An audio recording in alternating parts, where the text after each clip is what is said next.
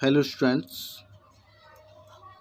आज हम कॉपर जो धातु है उसके बारे में और उसके एलिमेंट्स के बारे में, यानी कि कंबाइनर कंपाउंड जो चल रहे हैं हमारे बीएससी सेकेंड ईयर के, उसके बारे में अध्ययन करेंगे। ठीक है ना।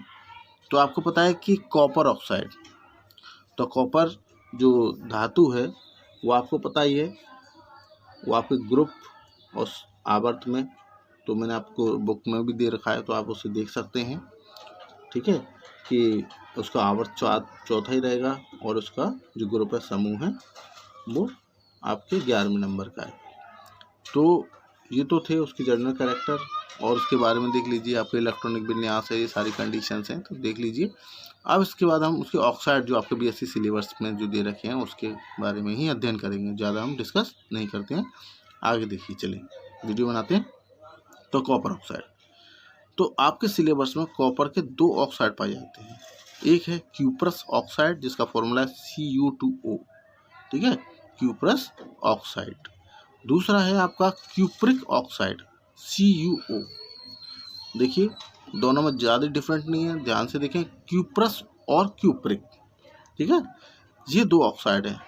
इसका फॉर्मूला है क्यूप्रस का Cu2O और क्यूप्रिक का है CuO। ये 2 ऑक्साइड आपके बीएससी सेकेंड ईयर में सिलेबस में है। ठीक है, तो देखिए नंबर 1 दे रखा है आपका क्यूप्रस ऑक्साइड Cu2O। तो इसकी बनाने की विधि देख लीजिए। देखिए, इसकी 2 विधियां मैंने दे रखी हैं कि कॉपर हाइड्रोक्साइड यानी CuOH, आपके कॉपर हाइड्रोक्साइड को मैं अगर गर्म करता हूं तो आपका क्यूप्रस ऑक्साइड बनता है और साथ में जल बनता है। रिएक्शन मैंने आपको इससे पहले वीडियो में बता रखा था कि आप रिएक्शंस को कंप्लीट देख सकते हैं। कहीं गलती हो रही हो तो आप मुझसे कमेंट कर सकते हैं कि यहाँ गलती है, या फिर आप उसको स्वयं उसको सही भी कर सकते हैं। ठीक है ना। तो देखिए रिएक्शंस आप देख लीजिए कि कॉपर के 2 हैं तो यहाँ कॉपर के 2 हैं, ऑक्सीजन के यहाँ 2 हैं तो ऑक्सीजन का देखिए ये यहाँ पर है जल के साथ, और यहाँ पर हाइड्रोजन के 2 हो गए, इससे 2 गुणा करते हैं तो इसके भी 2 हो गए। नेक्स्ट रिएक्शंस में देख लीजिए, कॉपर को अगर ऑक्सीजन के साथ क्रिया कराते हैं, कॉपर जो धातु है अगर हम उसको ऑक्सीजन के साथ क्रिया कराते हैं या गर्म करते हैं तो हमारा क्यूप्रस ऑक्साइड प्राप्त होता है। ठीक है, तो ये रिएक्शन दोनों कंप्लीट हो गई। ठीक है, अधिक गर्म करने पर क्यूप्रस ऑक्साइड प्राप्त होता है। अगर हम जो आपके क्यूप्रस ऑक्साइड है इसको हम ज़्यादा गर्म करें तो कॉपर ऑक्साइड यानी कि क्यूप्रिक ऑक्साइड हमें प्राप्त हो जाएगा इसको। ठीक है, क्यूप्रस को अगर हम ज़्यादा गर्म कर देते हैं तो क्या प्राप्त हो जाएगा हमें? क्यूप्रिक ऑक्साइड यानी CuO प्राप्त हो जाएगा। ये तो था आपका फर्स्ट पॉइंट। ठीक है, अब इसका सेकंड पॉइंट देखिए। सेकंड पॉइंट है आपका क्यूप्रिक ऑक्साइड। तो क्यूप्रिक कार्बोनेट को गर्म करके क्यूप्रिक ऑक्साइड प्राप्त किया जाता है या होता है। ठीक है, तो क्यूप्रिक कार्बोनेट CO3 मैंने आपको पहले बताया था कि जहाँ CO3 ऐड हो जाता है वहाँ क्या हो जाता है? कार्बोनेट हमारा कंपाउंड बन जाता है। किसी भी एलिमेंट्स के साथ अगर हमारा कार्बोनेट यानी कि CO3 अगर ऐड हो जाता है तो उसी के साथ उसका पीछे नाम ऐड हो जाता है, यानी क्यूप्रिक कार्बोनेट को गर्म करके क्यूप्रिक ऑक्साइड प्राप्त होता है। तो मैंने आपके क्यूप्रिक कार्बोनेट को गर्म किया और आपका CuO यानी कि आपका क्यूप्रिक ऑक्साइड प्राप्त किया, और साथ में ही इसके क्या होता है? कार्बन डाइऑक्साइड गैस रिलाइज होती है। ठीक है, कार्बन डाइऑक्साइड गैस निकलती है। ये तो थी आपके क्यूप्रिक ऑक्साइड बनाने की विधि। अब यह अम्लों से क्रिया करता है। अगर हम क्यूप्रिक ऑक्साइड को अम्लों से क्रिया कराते हैं, ठीक है, तो मैंने आपको रिएक्शन दे रखी है HCl के साथ। इसके साथ HCl के साथ, तो क्यूप्रिक ऑक्साइड को मैंने HCl के साथ क्रिया करा रहा हूँ तो आपका क्यूप्रिक क्लोराइड बनता है, जो कॉपर क्लोराइड बनता है, और साथ में जल बनता है। ठीक है, रिएक्शंस मैं आपको बोलते चला रहा हूँ कि कोई भी रिएक्शंस कंप्लीट करके देख लीजिए, कहीं प्रॉब्लम हो तो बता दीजिए। ठीक है, तो ये आपकी रिएक्शंस हो गई। ठीक है, अम्लों से क्रिया होने के पश्चात। अब देखिए आगे देखते हैं। अब देखिए इसका लास्ट कंपाउंड, यानी कि फर्स्ट सीरीज का जो लास्ट बाइनरी कंपाउंड्स है उसके बारे में, यानी जो जिंक है, तो मैंने आपको बताया। देखिए जो जिंक है आपका परमाणु क्रमांक इसका 30 है, संकेतांक इसका Zn है, और इसका आवर्त वही 4 है, और इसका समूह यानी ग्रुप इसका 12, या आपका सेकंड बी में भी बोलते हैं। सेकंड बी के तत्व कौन से हैं, तो आप जिंक, ठीक है, इस तरीके से, ठीक है। मगर हम आपके कौन सा जिंक के बारे में ही अध्ययन करेंगे। तो ये आपका फर्स्ट सीरीज का सबसे लास्ट एलिमेंट्स है जिसके बारे में हम आज अध्ययन करेंगे, ठीक है, इस वीडियोज में।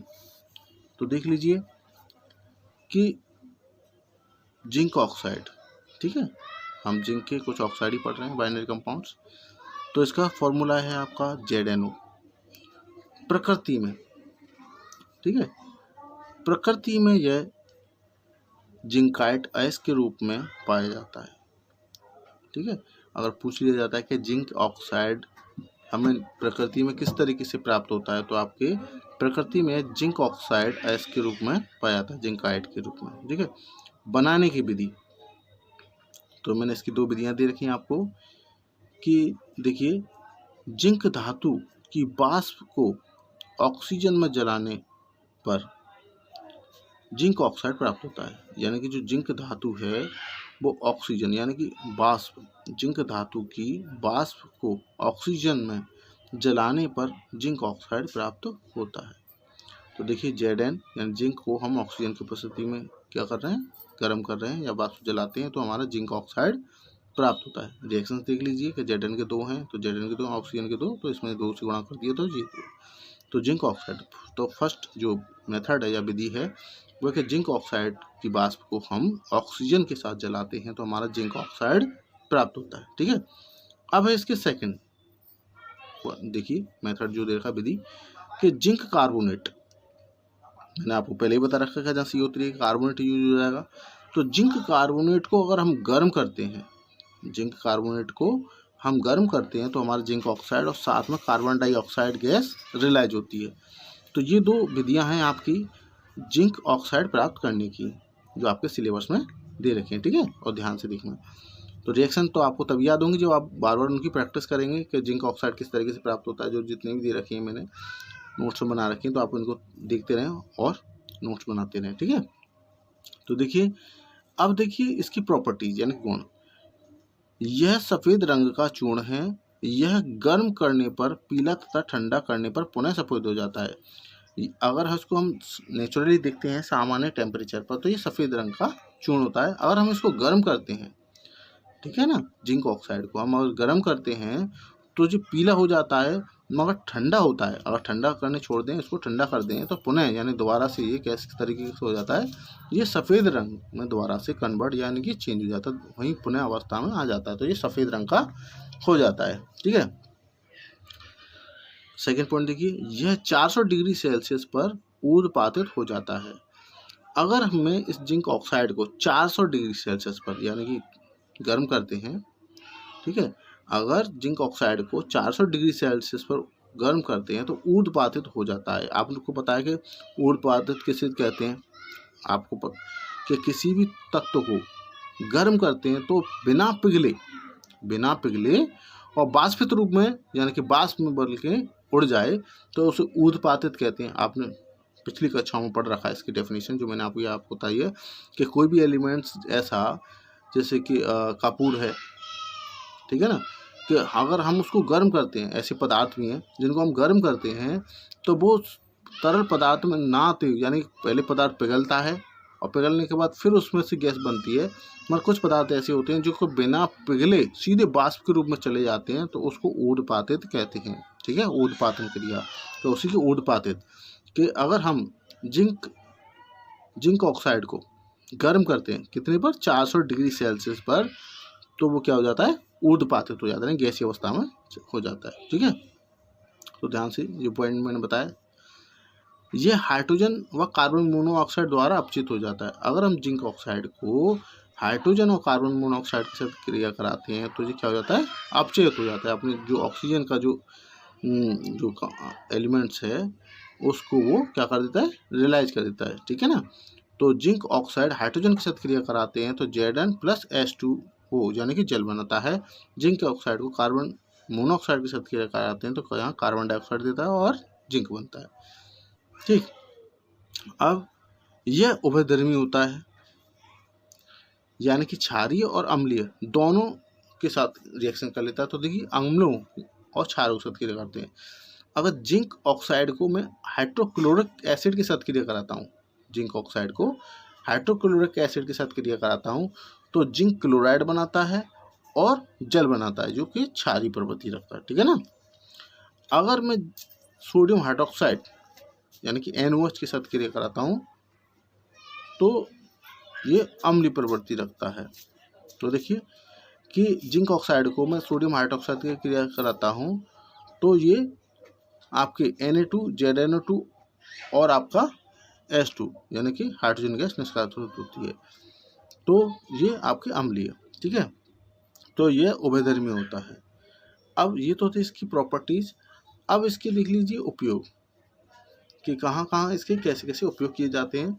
तो देखिए यह सफ़ेद पेंट की भांति प्रयोग में लाया जाता है। अगर हम इसको सफ़ेद पेंट यानी कि पेंट की भांति यानी पेंट के रूप में भी इसका प्रयोग करते हैं। जिंक मलहम की भांति और जिंक मलहम यानी कि जो मलहम होता है उसकी भांति भी कार्य करता है। और रबड़ उद्योग में भी इसका उपयोग किया जाता है।